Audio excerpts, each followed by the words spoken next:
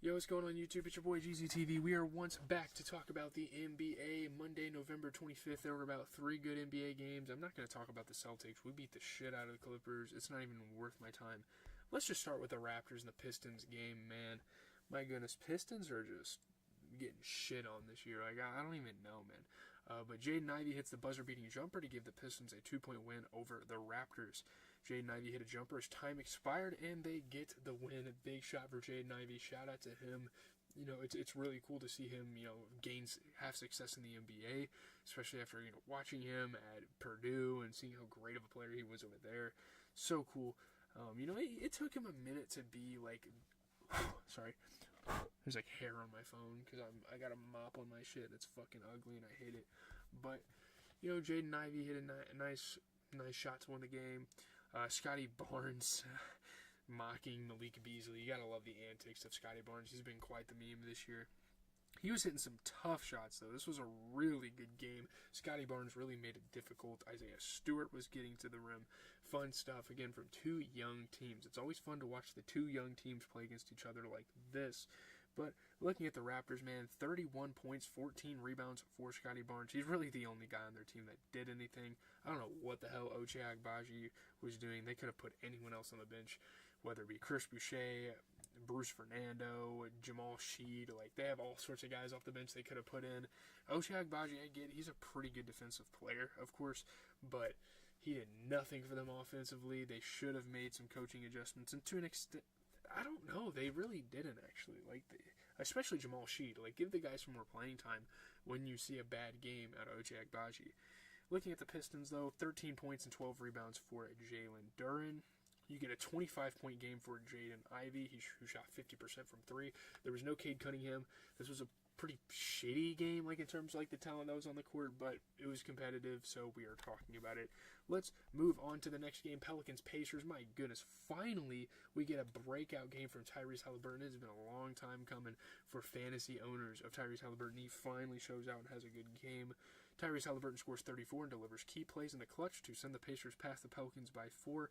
I'm not even really sure why the Pacers kept this game close. The Pelicans are a dog shit team. Hell, even with Zion, they're not even that good.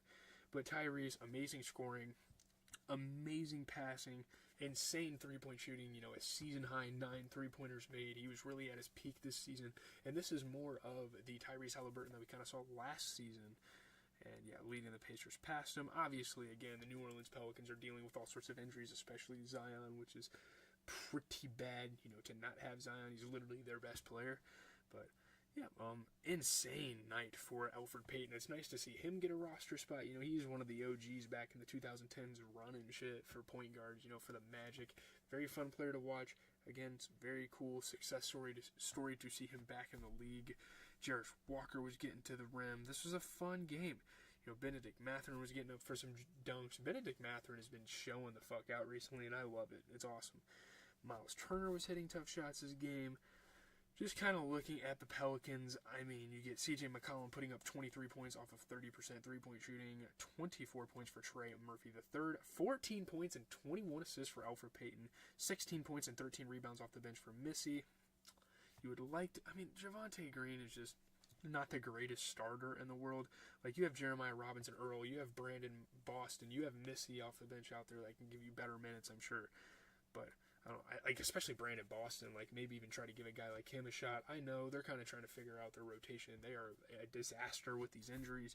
But just looking at the Pacers, really all they needed was the 34-point, 13-assist game for Tyrese Haliburton off of 9 for 18 three-point shooting and over 50% field goal shooting.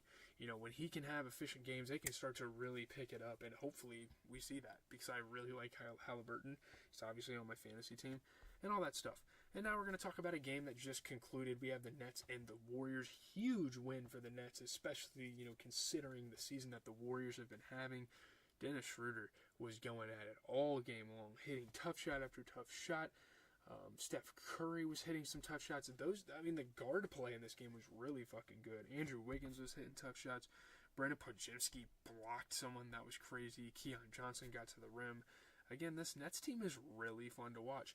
I've really enjoyed watching some of the young talent on this team. You know, you get Zaire Williams going for 19 points and 10 rebounds while shooting 67% from three.